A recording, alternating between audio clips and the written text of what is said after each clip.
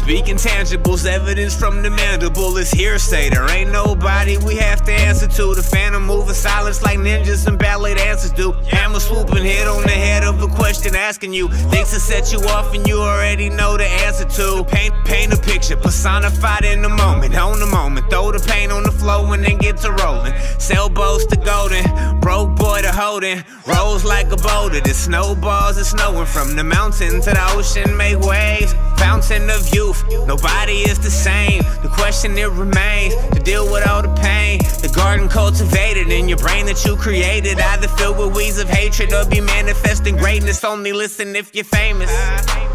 My flow's a wild, but I contain it. 13. Yeah, man, lucky 13. Lucky 13. Open up the show. That was the homie. I hope I get his name right. His name is Violite. Violite. That's the song Mountains, produced by the Legion.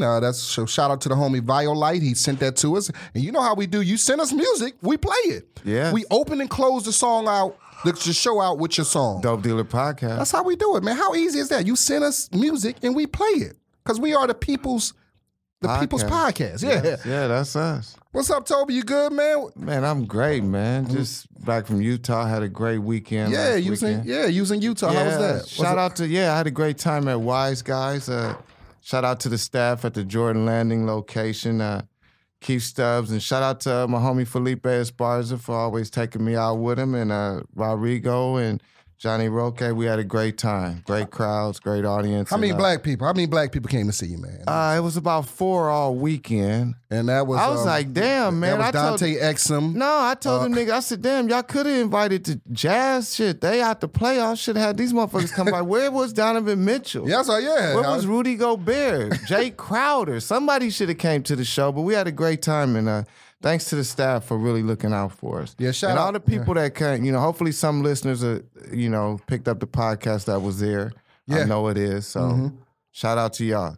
And listen, man, we really appreciate our listeners. We really appreciate you guys supporting us, man. We growing, man. And yeah, man, we getting comments from people. Yeah, we got. I'm on our iTunes page now. Man. I'm gonna read some of our customer reviews. Man. Oh, okay, yeah, this is like the Yelp reviews. Go ahead, shit. Yeah, Dope Dealers, great job. You definitely kept my attention. Very dope and engaging topics, and looking forward to the next podcast. Shout out to Jamal. He really held it down.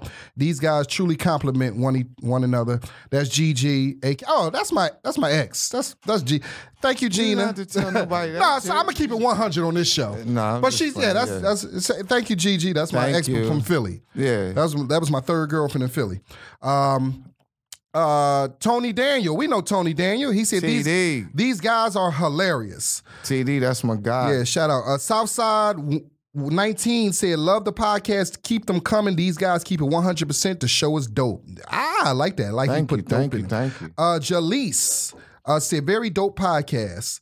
Raider P1, he said, I knew Toby was funny as hell and had great stories, but then I heard Jamal on the What's Up Food podcast and he impressed me. I gave the Dope Dealers podcast a shot and I was thoroughly entertained. Great stories, and they have names. They have names. So meaning we have named guests.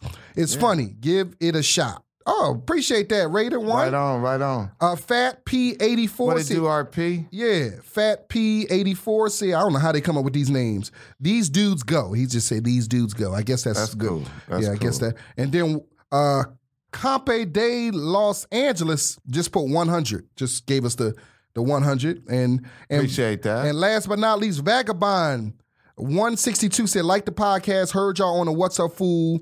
It would be cool if your podcast was on YouTube. Keep the episodes coming, and we're coming to YouTube, Bag. We're coming. We got some stuff up the sleeve, man. Thanks to everybody who started listening to us from the What's Up Food podcast. Yeah, definitely, man. So let's get down for the crown, man. Let's bring our special guest in. This is our homie, man. Yes, sir. I remember when this guy first got out to LA, man, and he came out here and he hit the ground running and been out here. How many years with now? 8.5. 8 and a half years, and doing real good with himself. Ladies and gentlemen, gentlemen, you seen him hosting on Laughs TV on Fox. You see him every Wednesday on TruTV, Laffmobb, Laugh Tracks doing his thing on there, man. Yes. Talented brother and a good dude, man. You see him every Friday hosting at the Zen Lounge. So if you're ever in LA and you want to come some dope hosting and some dope music, he's the host every Friday at the Zen Lounge. Ladies and gentlemen, Dope Dealer Podcast welcomes our homie from Jersey, Trey Elliot. Yeah. Hey. What up, homie? What up, man? What up? Glad to have you. Yeah, man. Doman and Tobe. Yeah, man. Two of my favorites. The Dope Dealer. Yeah. Well, you one of our favorites, man. Yeah, that's real. We see what you're doing out there, man. You're working hard and you're grinding, man. And how's everything going, man? Your TruTV? Yeah. That's going well. TV. You was on there a couple times. I was on there a few times, man. They highlighted two of my jokes. Wow, and then the other, I was in a few other sketches playing Tobe. Yeah, that was hilarious, man. That was awesome. Y'all did a great job. Yeah, man. So the show got good reviews. They just got picked up for season 2. Yeah. So I think a few of my jokes will be highlighted on that. I'm hoping so. I'm trying to get at least 3. Yeah. Shout out to Chris and Jamal and Carlos and Rebecca and everybody, Bob Sumner, everybody over there at Laffmobb and Laugh Tracks. And second season. Yeah, well, hopefully we all be back on there, man. Checks, I heard the check's going to be a little bigger too. So well, I like that. That's even better. So we need that. We need that. I like that, man. Well, listen, man, let's get right into it. We appreciate you, man. Later on we're gonna talk about your comedy career, no doubt. on what you got going on and stuff. We're gonna talk about your whole little history, man. But let's get into the dope story of the week and the dope topic of the week, whatever you want to call it. White people calling the police on black folks. Damn. Yeah, it's just getting. They've always called the police on us, but it's just the shit is just getting ridiculous now. Get out of hand. Yeah. So, if you've been living under a rock, you haven't noticed lately that the white people been calling the cops on us a lot. It's been a lot of situations. Obviously, you guys, we talked about the Starbucks Philly situation, but since then, let me break down. But you know why though? Yeah. You know why they call it more now? Why? Because they know the police been killing black people, so now they call and like, hell, I'll just get them out of here. The police will take care of them. That's the mindset. I'll let you go ahead and get deeper. But I want to go into what's been. All right, so we know the Philly Starbucks situation. Right. Recently in Oakland, a white woman called the cops on some brothers who were barbecuing in the park, minding their own business, and she decided that they wasn't barbecuing with the right grill. They actually was doing with the right grill, but charcoal. The right charcoal, something weird. Yeah, it was the right charcoal. And she just decided she gonna call the cops on them, and she was checked on it. That's one situation. It was also a situation where, it was also a situation where 4 sisters had left the Airbnb.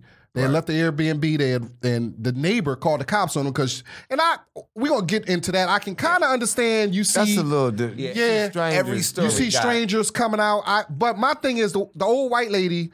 They interviewed her. She said, well, they didn't wave at me. They didn't smile at me. So I thought it was something suspicious. Right. Bitch, they don't have to wave at you and smile at you. That's not their job. You're not their neighbor. Exactly. Right. They just staying there. And my thing is, okay, you could have came out, even if let's say that's Deborah House. That's Deborah House. You see 4, black women walking out. You like, that's kind of, you can walk outside and say, hey, how y'all doing? Do y'all know Deborah? Right. You can, Yeah, but is Deborah home? That's still some nosy shit. Yeah, but still, I would have. Yeah, took that instead of calling the cops. You could do that Miss Kravitz shit. Or you could go to the neighbors because you got nosy neighbors. That's what I'm saying. The people whose house it was should have went to the neighbor and said, hey, look, I'm going to have these people staying in my house because they know that woman was nosy. So it's more their fault than anybody. Yeah. They knew that bitch was nosy. So let me break down some more examples. There was a graduate student at Yale University. She fell asleep in her, I guess, in the study room. In the commons area. She was doing a paper, got tired, fell asleep. In the commons area, like a lot of students. One of her classmates came in there. I guess she didn't recognize or whatever. Told her, "Hey, you can't sleep in here. I'm calling the cops." And called the cops. Yes. Turned out later on, it wasn't her first time. It wasn't her first time calling the cops. She called the cops on the girlfriend, on the girl's brother. A brother. So there's some shit going. Like, bitch, this ain't.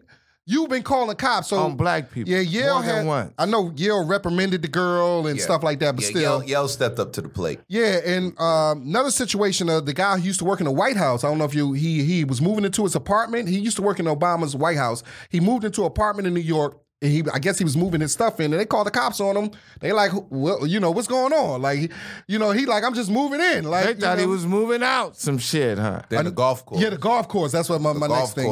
It's four sisters golfing. I guess they golfing too slow, so they got the cops called on them. I mean, not the manager of the golf course come out there and say, hey, can y'all pick up the pace? Because we understand what golf, if you don't know golfing is. Because I be holding line up in miniature golf like a motherfucker. So they got the cops called on them. Right. At the golf course, ain't that a bitch? And I went on their Google review page today to check out the reviews on the Google. Yeah. They eating their ass up. Oh, they should, they should. 1 stars like a the one person was for the golf course, but other than that, everybody was eating their ass up, man. Yeah. I mean, you can't call the police on somebody golfing. When does that shit happen? Motherfuckers be snorting cocaine and all kind of shit at a golf course and they don't call the police. So 2 more issues. 3 teenagers looking for a last-minute deal before the prom were trailed by Nordstrom Rack employees in suburban St. Louis. When they left the store carrying the items they brought, they were met by the police outside. The officers let them go after looking at the receipts and inside their bags and cars. Nordstrom Rack's president called the 3 men later to apologize. It's just, So it's like you can't even shop now. You can buy shit in another. If they was gonna steal, they would have went to the regular Nordstrom. The fuck you gonna steal out the rack for? Exactly. The shit already discounted. You can afford the Nordstrom's rack, right? Yeah. And I don't know if y'all heard about this. The 2 Indian students, it was 2 Native American students. What they was going on a college tour to Colorado State. Yeah. And I guess they were late.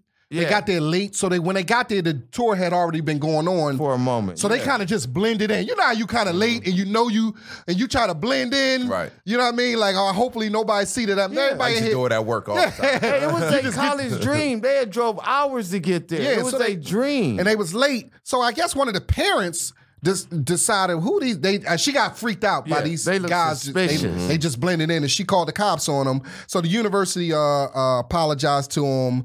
And they was registered for the tour and everything. Yeah. And last, this is something we didn't talk about. This is not really the cops called. You remember the 13-year-old kid in I think in Michigan, like suburban Detroit. He missed his bus and got lost. Oh yeah, and he was kind of scared. Yeah. So he just knocked on the door. Got shot. Yeah. No, he didn't get shot. Thank God they missed him. Oh, he knocked on the door just for help. Like, no, he got shot in the leg. No, we might be talking about 2 different stories. Okay. And a white lady came, got her husband. Yeah, and the husband shot. But from what I heard, he didn't get shot. I think I will double check that. Yeah, but I was under the impression that he didn't get shot. Which thank God. But Lord have mercy, like he knocking on the door and y'all just decide he a burglar. Go get the gun. But they said out of all the houses he picked, that dude is a known racist. Though. Oh, and he picked the wrong. That's what they said. Out of all the houses on the block, he went to the. Now the good thing about it is, he missed and the kid survived. Because if he would have killed that kid, then they could have created the narrative. He got away. Right. No, what I'm saying is they could have created the narrative. Oh, he was in the window. Or he had walked in. Or they could have created whatever. But now the kid is alive. He can tell his story. That, hey, I know. I was just knocked. I was lost. I was scared. Yeah. Double check that, though. If he did get... Yeah, I'll double check that. Why we doing this? But I didn't understand how he got lost in his own neighborhood. No, I don't think it was his neighbor. I don't think it was his neighborhood. He was walking to school and got lost because he missed the bus. He take the bus every day. So he used to start walking to started walking. He got kind of mixed up and was like, yo, knocked on the neighbor's door. Yeah, okay. White lady came out. Why are you trying to rob me? Called her husband. Husband waking up. Yeah, I mean, it's a kid. Like, what the fuck? You're just going to pull out a... But that lets you know our mentality. The mentality of what they think. If they see us, it's it's going down. And you know what?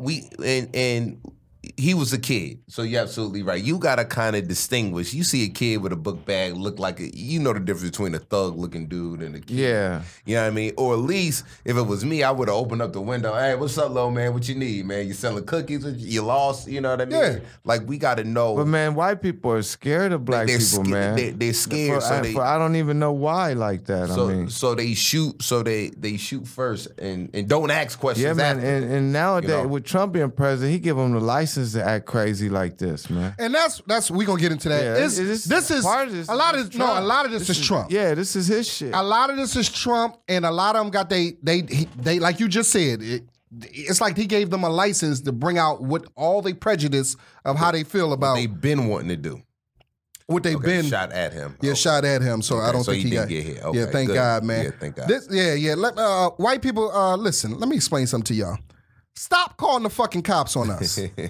Stop calling because stop calling, especially over some bullshit, especially over nothing. Stop that bullshit. They do it everywhere, man. Everywhere we can't do nothing. I mean, damn, it ain't been but a year ago. Remember the police had Charles Oakley all cuffed up in the goddamn Madison Square Garden. Well, Charles was acting a fucking fool. Charles, so. You know what? Yeah, the Charles was acting called it everywhere. You know what the thing was? I was glad about the whole Oakland situation was that it was a white lady that approached the other lady. Yeah. And was like, yo, you're doing some ridiculous shit. Exactly. She used her white privilege to check her white privilege. To check the other lady's white privilege. Yeah. And that's good. Which was good. Yeah, it ain't all. I mean, it's crazy how some of them are just scared like that. And like I say, if no police was killing no blacks, it wouldn't be as many police being called. The reason why some of the people call is they hope that person gets killed.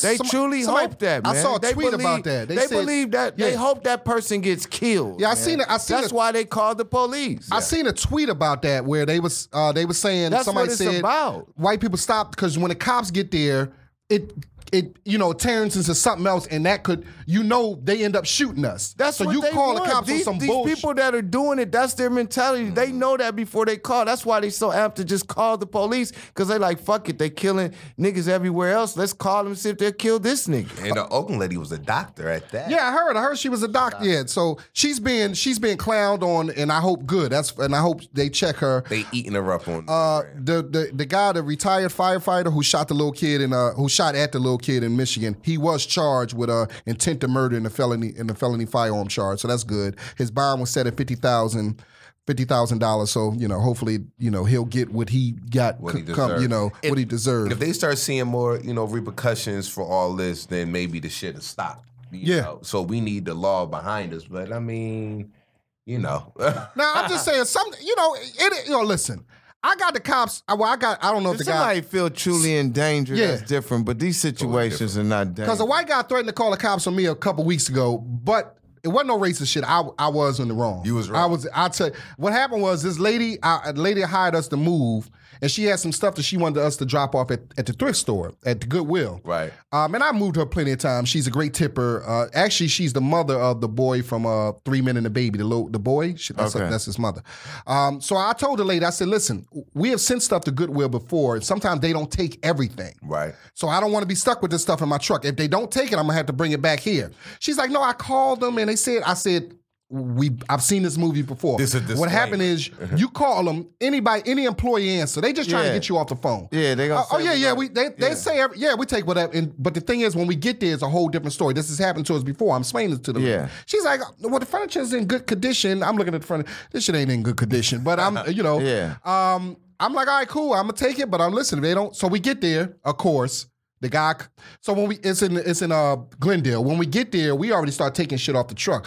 We ain't even paying attention. The people inside, we start taking the stuff off the truck and leaving it because they had a little driveway where you leave the stuff. Mm-hmm. So we got half the stuff off the truck because my shit was to just leave it there. And so halfway through, the guy comes out, white employee. He comes out.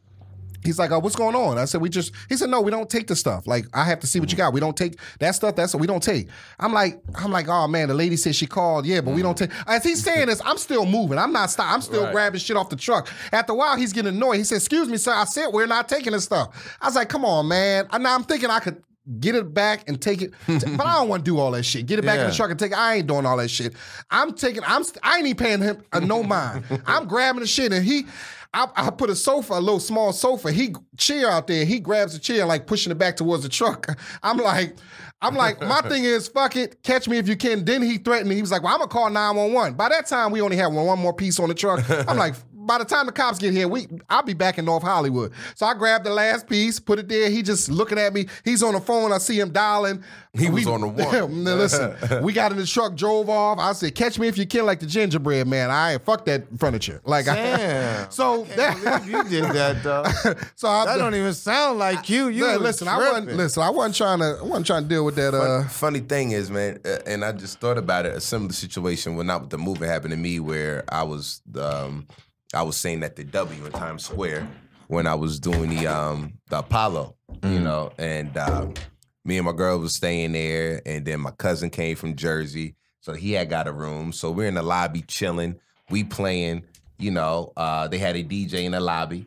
So, you know, we joined the DJ, drinking, whatever the case may be. Then once the DJ was over, I had my little Beats pill and put it in the lobby, and we continue the party going. There's no problem. Everybody's good. Everybody, you know, eventually. So eventually, when we turn the music off, we still chilling in the lobby, me, my girl, my cousin, whatever. Security comes to us like, you guys can't be here. We can't be here where? You guys could be in this lobby. You mean the lobby? The hotel that we're staying in, the hotel of the lobby we paid for, and we're staying on a motherfucking top floor. Like, what you talking about? We not allowed to be in this lobby. You guys are. Why? We're here. We stay. All of us got a room here, and you know I'm going in. He said, if you guys don't leave, I'm gonna call the cops. What? Oh, he said he was gonna call the cops. I lost it. Oh. Man, I lost. Like, as much money as you was paying for that room? Yeah, as much money as I paid. And look, you know I'm in there talking cash, and I buy every room up in this. I'll buy the whole floor in there. You know what I mean? Because I got my shorty with me. I'll buy everything up in this joint. You know what I mean? I'm going in, and then the manager came out and was like, you know, sorry, you know, whatever for the confusion, all this case may be. But I'm like, dude, like. But, like, that's their Well, go-to. you know what? I have been fortunate in that case, you know. Every time the police came to arrest me, I was doing some shit. So, I can't really, you know, hold that against them. I was always guilty for the most part. You know, it just can't be the cop-out.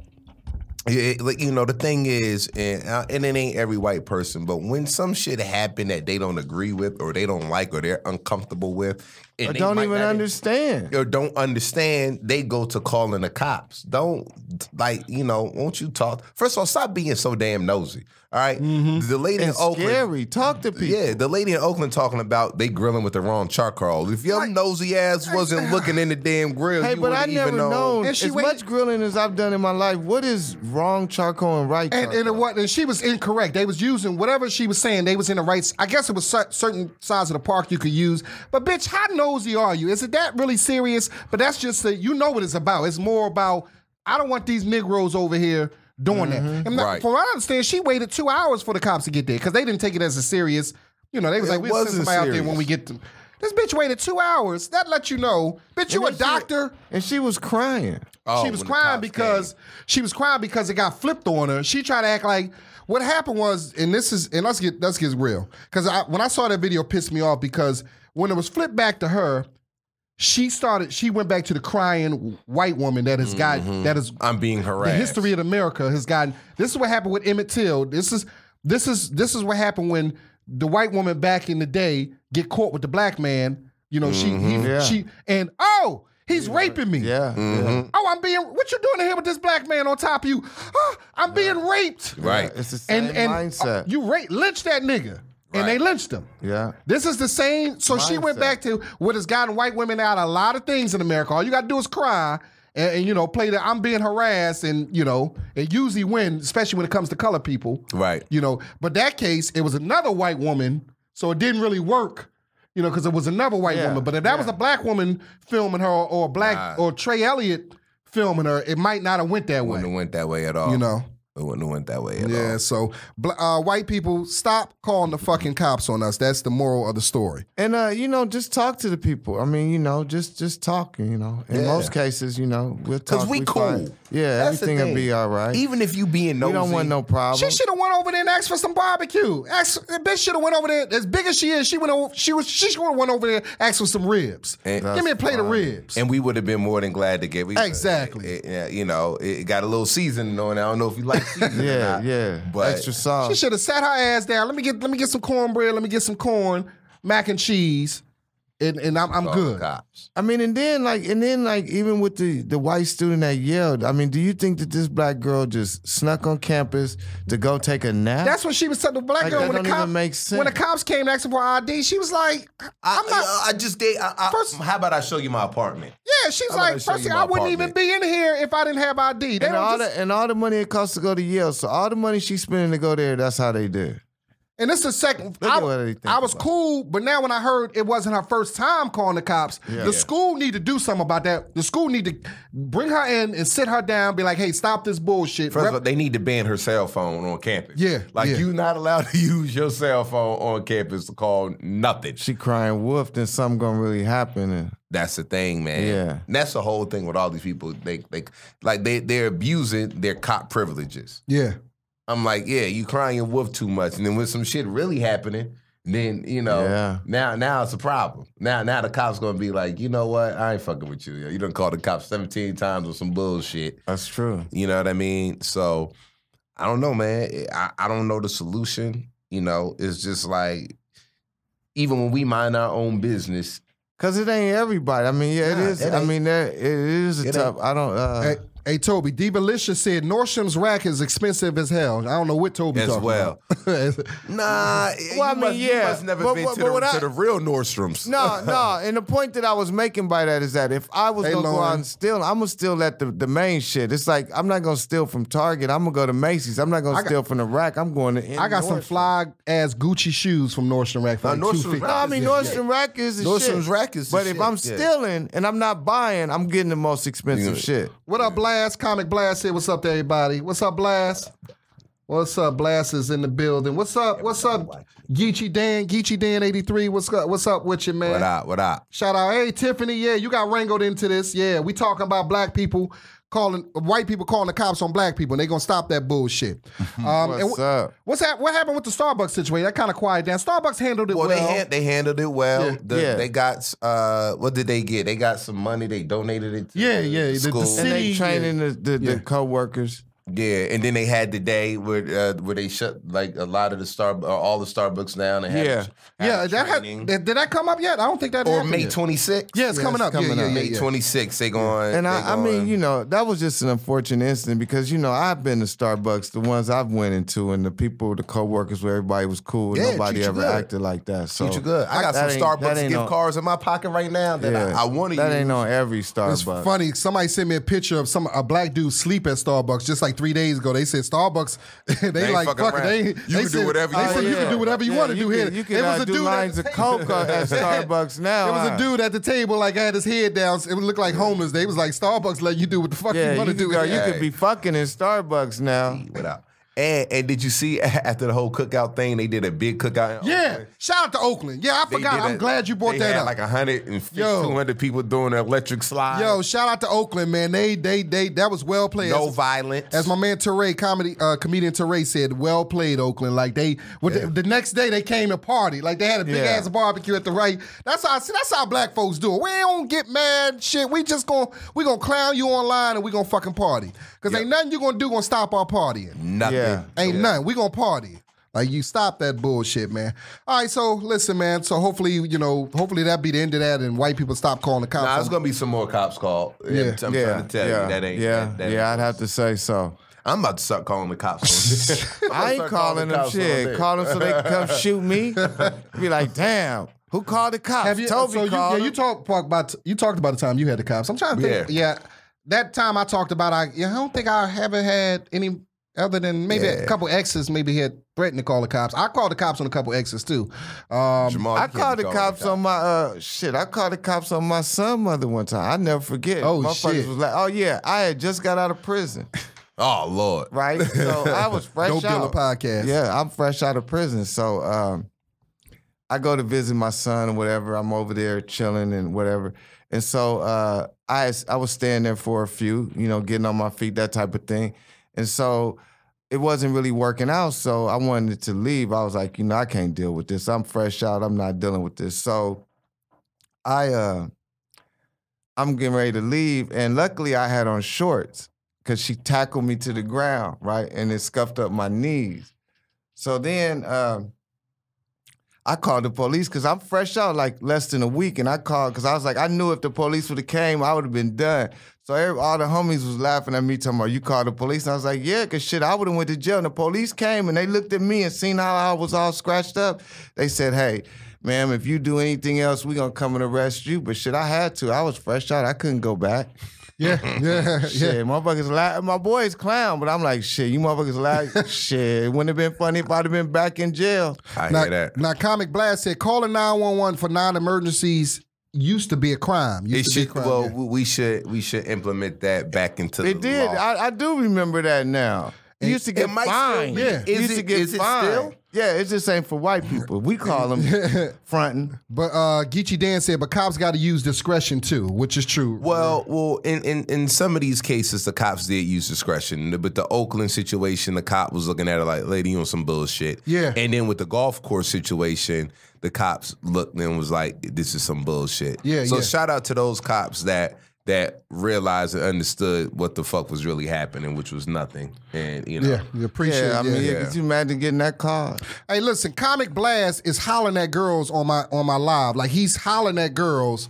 I'm trying to use the podcast to get me some. Hey, Blast. This ain't POF. Bo is creative. He hollering at some of the other people. Hey, somebody Blast. call the cops on him. Blast, stop that. Stop trying to. All right, so listen, let's get to the dope of the week. We do the dope of the week. Okay. I was gonna give it to your man G thing, but that's a whole nother story.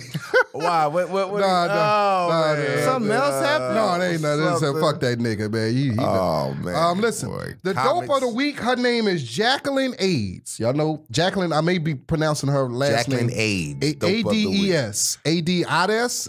I don't know. AIDS, you right. What did she do? She is accused of stalking a Paradise Valley man she met online. Oh. She sent him not one text, not two texts, not 7 texts, Not 100. not 210 texts, not 1,000 texts. Jacqueline Aids set the record. She sent this motherfucker 65,000 texts after one date. Damn. They went on one. Now listen. When I go on dates, I'm making a good impression. I get usually did they about have sex? Did she 14. say? I'm gonna read into it. I do good on my dates. You know what I mean? I like that. Like, nigga, what the hell he do to her that she texted him Marlon. 65,000 times? Let me see a picture of her. So let me read the article. An Arizona woman has been accused of stalking a man she went on one date with last year by breaking into his home One day. and sending him 65,000 text messages, according to reports. Jacqueline Claire Aids, 31, was arrested on Tuesday after allegedly stalking and threatening a man she met on a dating website. Leave them dating websites alone, please. According to police. ABC 15 reported that Aids You scaring me. has allegedly been obsessed with the man since last summer, sending him 65,000 texts after one date. In a jailhouse interview Thursday, she told reporters, I felt like I met my soulmate and everything was just the way it was. I thought we would do what everybody else did, but that's not what happened. After one motherfucking date? Who called the cops on her ass? Yeah, I know. Text messages allegedly sent by Aids includes, don't ever try to leave me, I'll kill you. I don't want to be a murderer. And, what I would do with you. Hold on. Oh, what I would do with you and your blood. I want to bathe in it. Oh, this bitch was cuckoo, yeah. That bitch They was go a crazy. picture of it. She look at her. Look at them eyes. Look at them eyes. It's usually the eyes. You can see crazy all up in the motherfucking eyes. 65,000. She ain't had no daddy in her life. I can already see that. Yeah, you can tell, yeah. When asked by reporters Thursday why she sent the victims thousands of texts, Aids said because it made me find out all my information. Loving him selflessly brought me his information. Because everybody just wants to take. But if you just give and you don't stop giving, you will all of a sudden receive a lot. Hold on. Let's hold up. Hey, but look, you know how That's much crazy time, talk right there. Like a day, like how long of a period? This over a year. I think it went over a So year. that's like- 65,000 texts over 365 She must days. spend her whole day texting. Did you hear what? Listen, they asked her why she sent the victim thousands of text messages. Let's come back to this because this shit confused me. This is some crazy shit. Because it made me find out all my information. Loving him selflessly brought me his information. Because everybody just wants to take. But if you just give and you don't stop giving, you will all of a sudden receive a lot. What the fuck? That bitch crazy. I don't even know what the fuck she talking about. What kind of cell phone plan even an unlimited plan don't cover 65,000 text messages. What the fuck is going on? Oh my God. It must have not been no skin on her fingertips. Like, how the fuck did she do 65,000? I want to know what she do for a living. Like, what do she do for a living? Gotta be a it's more to the story. Paradise Police first became aware of the alleged harassment in July when the victim reported that AIDS had been continually texting him. When police responded to a call by the victim, allegedly AIDS was stalking him, they found her parked outside the victim's home. She was not arrested, and soon after, police said she began sending the man threatening text messages. She wasn't arrested, but she... Hey, but look, though, he should have never fucked with a bitch named AIDS. Yeah. That right there. Yeah. I'm not going out one date, no date. Nah. If the bitch last name is AIDS, I just can't do it. Fuck with it. I mean, like, then you imagine going out to the club and be like, oh, hey, this is my friend. But listen to this. Miss AIDS. Paradise Valley police received a call from the victim saying he was traveling outside the country, but allegedly saw AIDS on surveillance cameras inside his home. Wow. Upon arrival, officers allegedly found AIDS inside the man's home taking a bath. That just sounds funny. They found AIDS in the man's home. She in his house taking a bath. Oh, so he must have been fucking with her a little bit.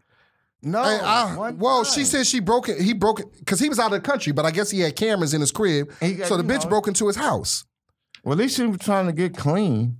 Yeah, at least she wasn't dirty. When asked by reporters Thursday if she was crazy, the 31-year-old said, "No, I am the person that discovered love." Who asked her if she was crazy? Reporters. I guess they went to the jailhouse. What the hell? You don't have to ask her that. I mean, yeah. What do you expect to get a correct answer? Yeah, Jacqueline AIDS. You are the dope of the week. I agree. You take somebody who know her, take her cell phone. What does that case carry? How many years can she get? I don't know. She white too. She ain't gonna get a whole lot of time. Oh, she get 30 days. She should get 665,000 minutes in jail. That's funny. She should get a minute. That's going to be a lot of days. 65,000 minutes. Hell yeah. How many days is that? That's a lot of days. A minute. Oh my goodness. Yeah. So any stalker crazy? You got something similar? I know maybe nothing as crazy as that, but anything? Have I ever had a stalker? Something crazy like that? I've had some crazy chicks. Yeah, I've had. My first crazy experience was probably my senior year in high school. I had a crazy girlfriend. Damn, that early? Yeah, man. Oh, she was really crazy if she was getting started in high school. She was crazy as shit, man. You know what I mean? I sent her home early. She was my prom date. Oh, my shit. senior year in high school. I dropped her off back home during the middle of the prom, went back to the prom by myself. Well, that's why you drove her crazy then. Well, no, she was just crazy. She was very jealous. But have I ever had a stalker? I mean, I got to think back in the Rolodex, man. Yeah, I had a stalker before. You had a stalker? It was crazy, yeah. I done there. I almost had to call the police on her. She was out of control. Oh, shit. Yo, you got to stop calling the police. You got to man up, Toby. This is the second time you told me to call the police. I didn't call, but hey, I was close. No, I was starting to get afraid. Like, I was like, man, this bitch gonna make me kill her. I was like, yeah, she was following me around for months after we split up. I mean, like, it would be times I'd be at the grocery store and then I look up and then go around the aisle and she'd be in the next aisle. And yeah, I ain't never had nothing like that. Came down to my job tripping before. Whoa. Yeah. See, the thing about me, I treat chicks nice, so I treat them in the sense of, all right, I'm not going to even let you stalk me. I'm going to treat you cool. I'm going to treat you good. I'm going to treat you nice. If I see any type of crazy tendencies, then I'll try to figure out how to nip it in the bud. But I've had a few chicks come over unannounced before, but nothing crazy. Well, there's been times I missed. Oh, that was another thing she did. This is when I was staying in San Diego. What she did was, this is when cell phones kind of first got popular, right? So she came over to the crib, and she just came over unannounced and whatever. And I was like, yo, you can't just come over like this, blah, blah, blah, right? So then the next time, she went and got a cell phone, and she came back, and she called, and she said, hey, I'm going to come by. And I said, okay. I was like, I couldn't even really react. And then it was like, boom, boom, boom. She was knocking at the door. She called from the hallway. She was in the driveway talking about she was in the hallway of the apartment complex and called. Oh, shit. How'd she look? She was cool. She was nice looking and everything. She was just crazy. You just didn't want to deal with it. Yeah, it was too much after that. How many girlfriends have I had? Somebody just asked me. I've really only had about 3 3 girlfriends. You can hear. I can hear something in there. Yeah. Might have to turn it down. Yeah. Trey phone is wild. All right, so yeah, Jack, the dope of the week. Listen, you do not want to be the dope of the week on the Dope Dealer podcast. Jack, that's 65,000. 60. Yeah, she 30. I ain't never had nobody text me 65,000 times. I ain't have nobody text me. I ain't 65,000 times combined. All my texts together. Never in my life has one person text me 65,000 times. But I want to interview him. Did he fuck her? Like what they say, he said one date. What did you tell her that made her go crazy like that? What did this motherfucker tell her? There's nothing he could have told her in one night that could have done that. That means she was crazy before. Yeah, you usually. It's probably another dude that's going to come out and say, I got 35,000 texts from the bitch my damn self. Yeah, that ain't her first time doing that shit. All right, so let's get down to the Dope 7. Trey, you are a special guest of the week. And we do a thing called the Dope 7. I'm asking you 7 questions, and you give me the dope answer. We'll give you the dope answers. Whatever comes to you. Let's get it. Let's get it. One night with either Nicki Minaj or Rihanna. Oh, Rihanna. I just had that conversation yesterday, man. Rihanna is why?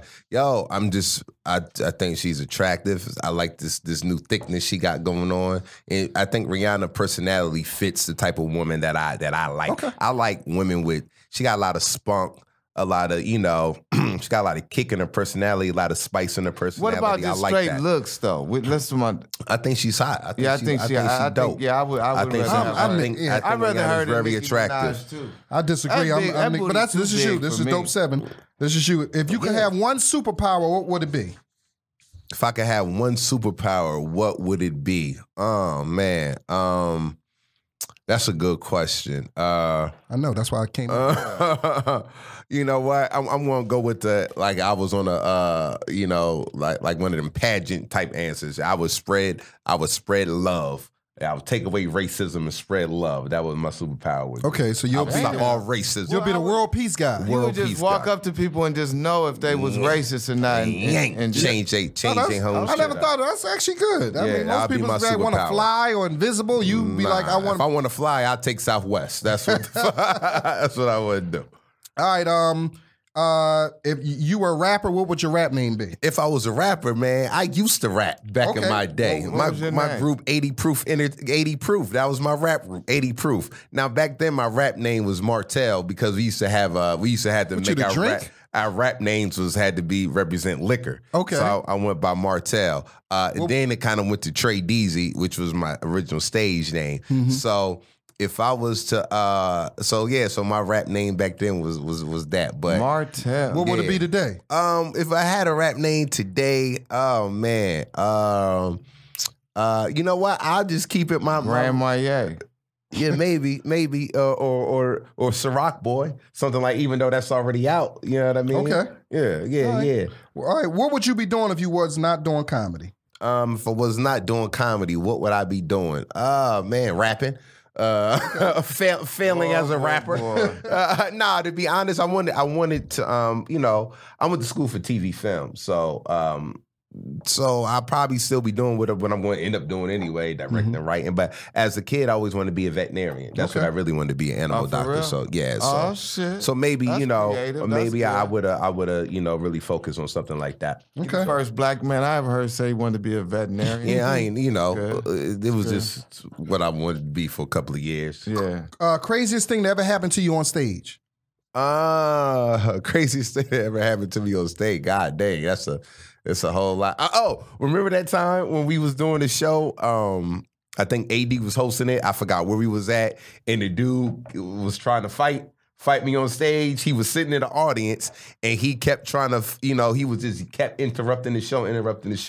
And you was in the audience because you was going up next. And you was like, hey, yo, my man, that was just recently. No, that was like a couple of years ago with AD. AD was hosting it, and it was this dude.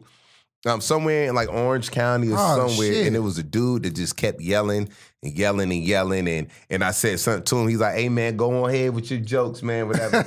And he wanted to try to fight. Oh shit! And, you know what I mean? And I was just like, so whatever. But you was there because you was going up after me. Oh shit! He was like, "Hey yo, man, chill the fuck out." I told him okay. Yeah. Then I think they called the cops on him. Oh damn! So that was one. Man. Thank God I haven't had too many wild things on like happened to me when I was on stage, man. Like just a guy, you know, just dealing with a heckler that tried to fight, and that was pretty much it, man. You know. What's your favorite comedy special of all time? Oh man, I gotta go with the guy who inspired me to do comedy, which was Martin Lawrence. So I gotta say, You So Crazy. You So Crazy. Yeah. Classic. It's a classic for me. And, crazy, deranged. Right. So I always gotta go. And not saying there's not any specials that's out that's funnier than that or whatever that, but for me, I looked at that and said I want to be a comedian. So I'm always gonna say that. Okay. Yeah, that makes sense. Last but not least, name of your comedy special would be?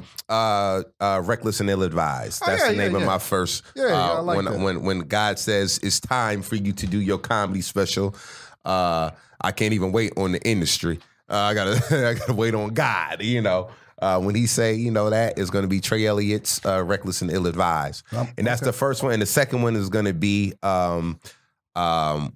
I think I said When Lightning Strikes. Okay. Yeah, something like that. All right. My man. All right. So that was the Dope 7.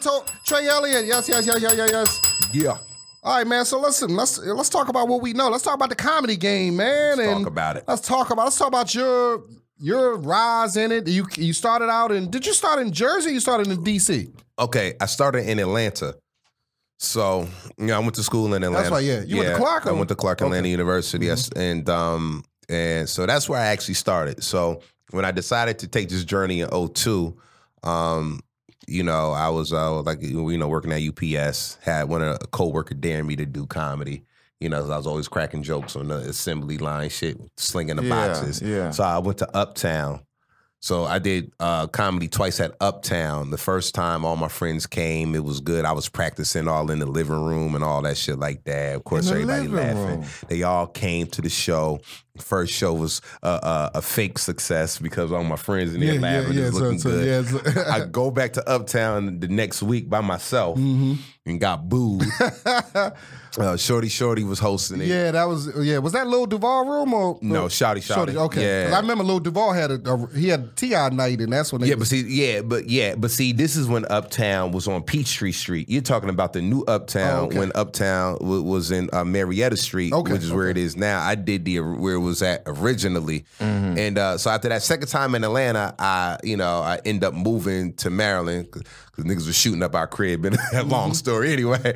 I ended up moving to Maryland, make things work with my family, and I remember I told my son mother I'm doing comedy now. She was like, "Oh, well, there's a spot." And at the Arundel Mills Mall where they do comedy at a spot called Jillian's, which is now Dave & Buster's. I said, yo, really? I said, well, I'm going to go there. She said, yeah, they do shows on a Friday night. So I went there. The first Friday I was in Maryland. I went there. And T-Rex, Todd Rex. He was in there. I was like, after the show was over, I went up to him and was like, yo, man, I'm a comedian. You know, I just moved here from Atlanta, you know. And he was like, are you funny? I was like, of course. He said, all right, come back next week. I'll put you on the show. Right. I should have known he was trying to set me up right then and there.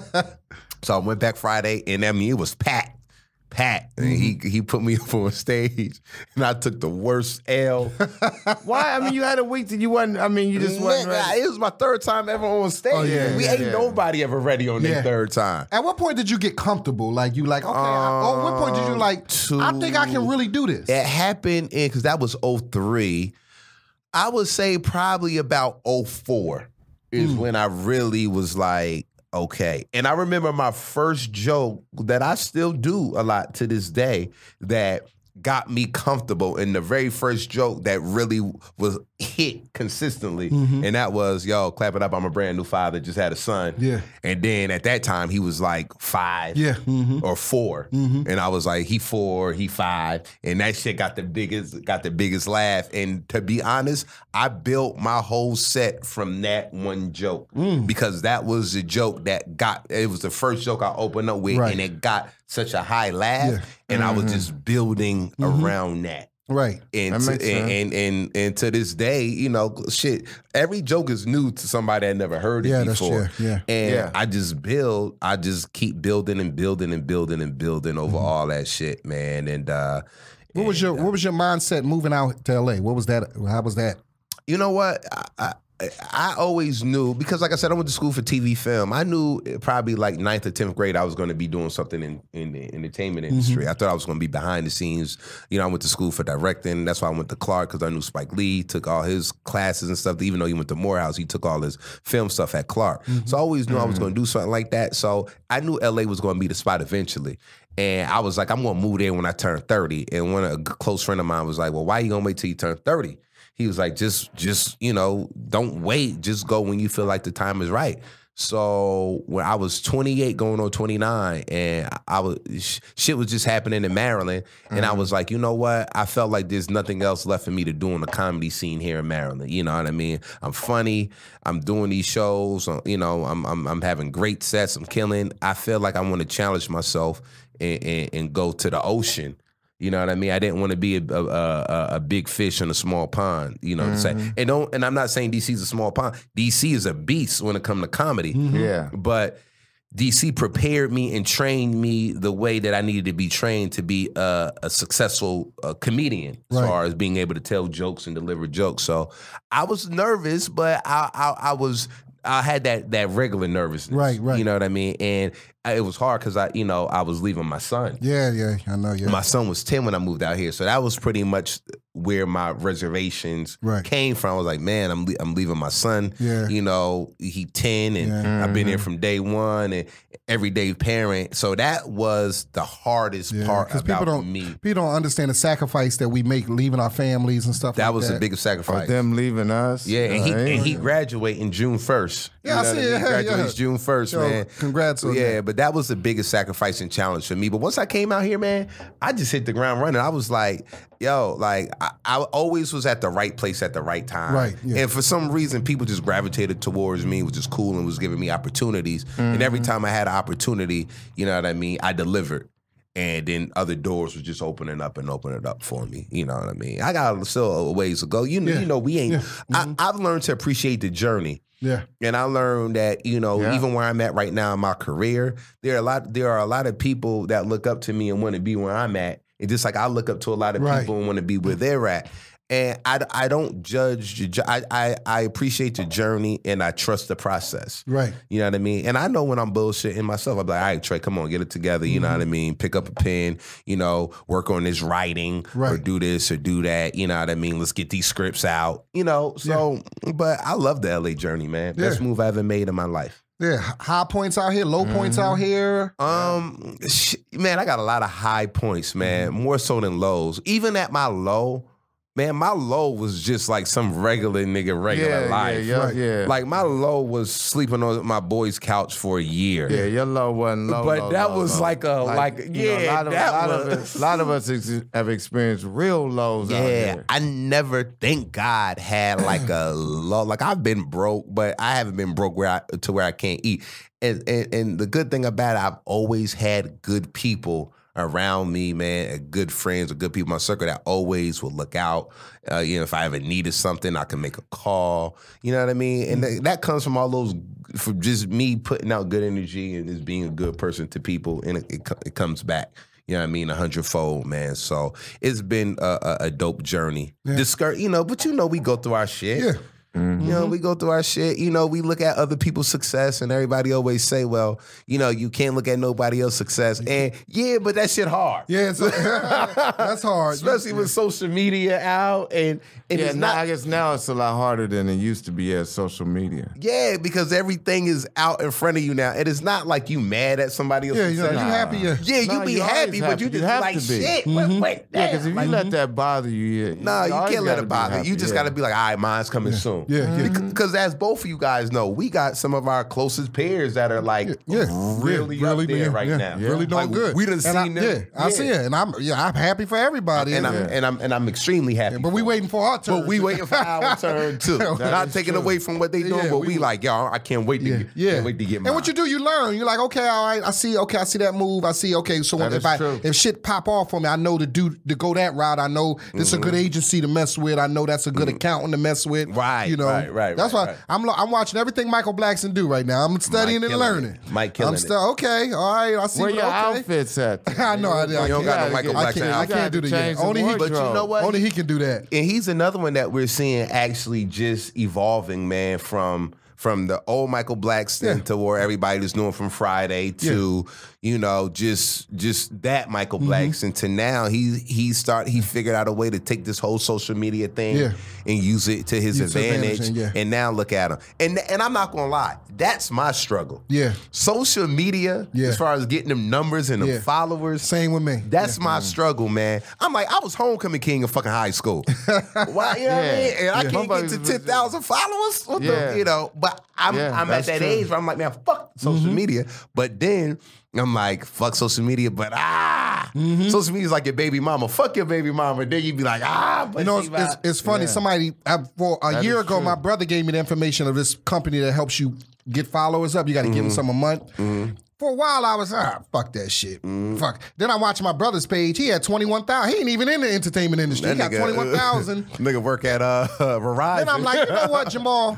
Even if you got to give them motherfuckers $40 a month, you got to do it. You got to invest in yourself, man. So, you got to. That's what I'm gonna do. I'm gonna just, you know. And you gotta, and that's a good thing. You gotta invest in yourself, and you gotta. Everybody following us now, do us a favor and you know, tell somebody else to follow us. Please.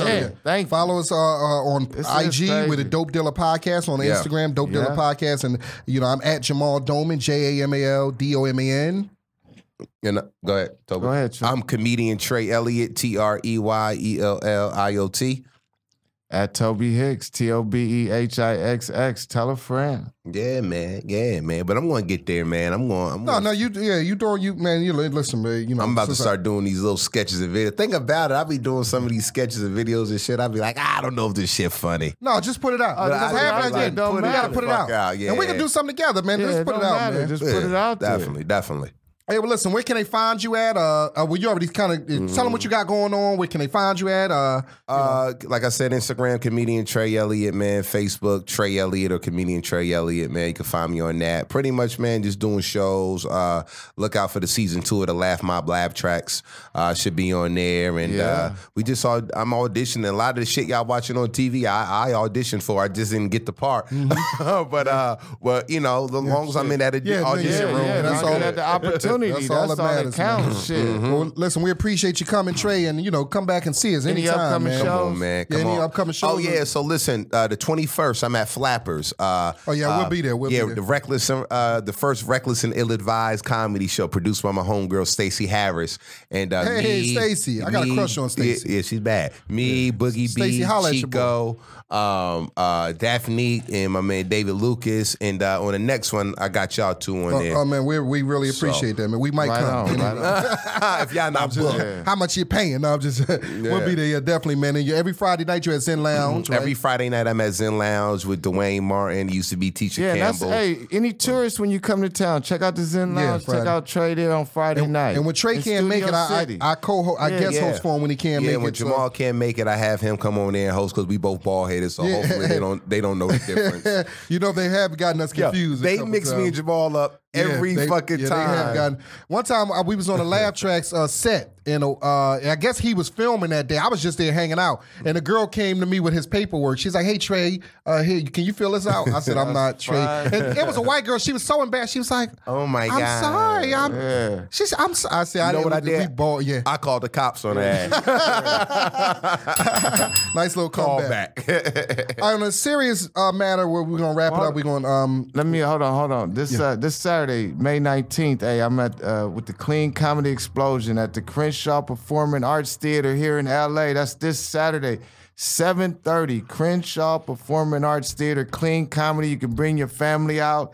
You bring the kids out. It's hosted by Wanda White and the homie Benny Mena this Saturday night. Crenshaw Performing Arts Theater. Yeah, Oklahoma City. I'm coming Memorial Day weekend at Wednesday, Thursday, Friday, Saturday, and Sunday. I'm at the Looney Bin in Oklahoma City. That's Memorial Day weekend. That's in a couple weeks. So nice. if you're listening in Oklahoma, the area, come on out and support your boy, man. But let's on a serious note, man. We want to send a rest in peace. We lost a comedy comrade, our homie Sadiki Fuller. Yeah. Rest in peace. He passed away. I think he had a heart attack in his sleep. And we just want to send shout out and love and condolences to his family. Sadiki was a good brother. You doing well, right? Yeah, real good brother. I mean, we smoked a lot of weed together. We had some good times. And, him and unfortunately his former roommate, Kane Lopez, passed away before him. That's right, yeah. Damn. Yeah, I mean, I used to kick it with them both. They used to come by the house, get weed. I was still selling weed back then. Yeah. That was before the dispensaries shut me down. I'll tell a little funny story about Sadiki. I think you was there. Sadiki had one of his big things in his act. He used to do a little flip. He used to do a flip, like a full flip. I guess he was Backflip. used to backflip. Be a Golden State mascot for the Warriors. Yeah. So Felipe Esparza used to have his room called Wild Coyotes back in the day. Yeah, Montebello. Yeah, it was Wild Coyotes. Now, Wild Coyotes, the stage was a small stage and had a little railing on the stage. So it was kind of real tight, to perform for it. You had to like lean on the railing and lean over at the people. Very tight. So I remember one time they said Felipe didn't book Sadiki on the show. Like Sadiki was trying to get booked, and he kept bugging Felipe, "Hey man, get me on the show, get me on the show. Why you don't book me at Wild Coyotes, Felipe? Why you do not book me at Wild Coyotes?" And they said Felipe was like, "Hey man, bro, the stage is small. You can't do your flip on that stage." That's some shit Felipe would say too. That's funny as fuck. So listen, you know how boxers give the 10 count? So same thing with comedians, man. We're going to give them the 10 count, man. So quiet on the set. We're going to get a 10 count. Rest in peace, Sadiki Fuller.